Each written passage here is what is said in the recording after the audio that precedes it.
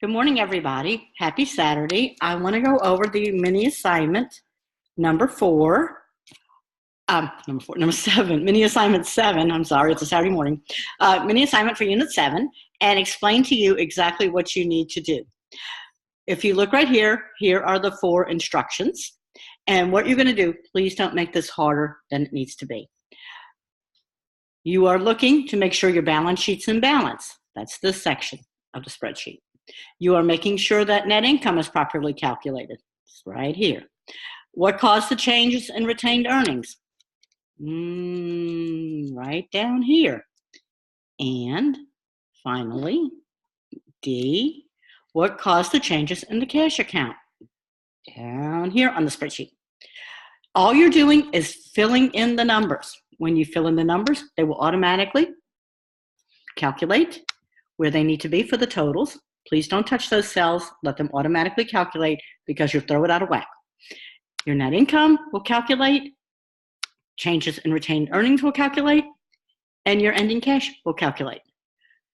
It is important that you use the numbers that are at the top of the spreadsheet. Don't fill in your own numbers. Use these numbers. And you guys didn't see that. I just used my hands. Didn't work well. Use these numbers right here that were given to you. This is all you need to do for this assignment. Again, don't make it harder than it needs to be.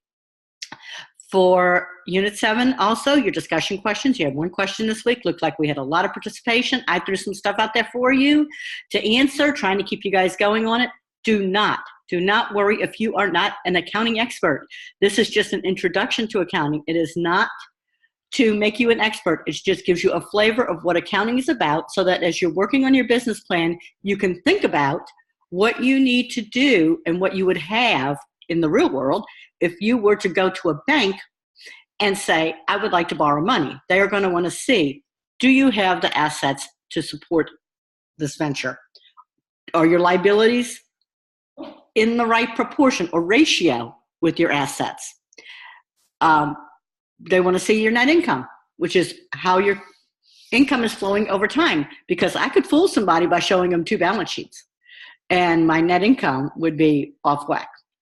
And my retained earnings and my cash flows. This is a true story, what I posted in the message in the discussion question this week. True story.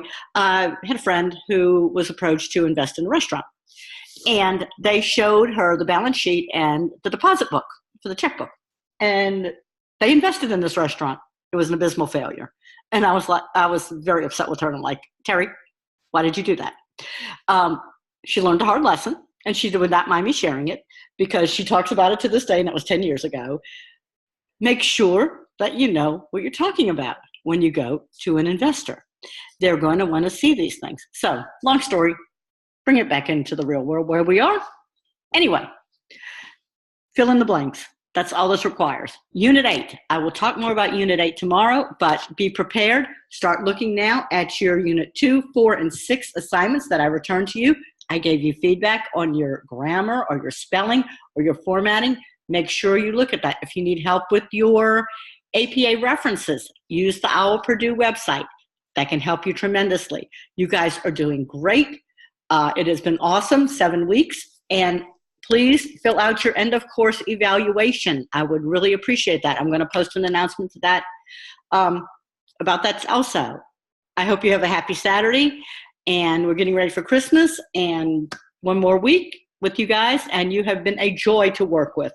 So if you have any questions, post them, and I will be seeing you guys online. Bye.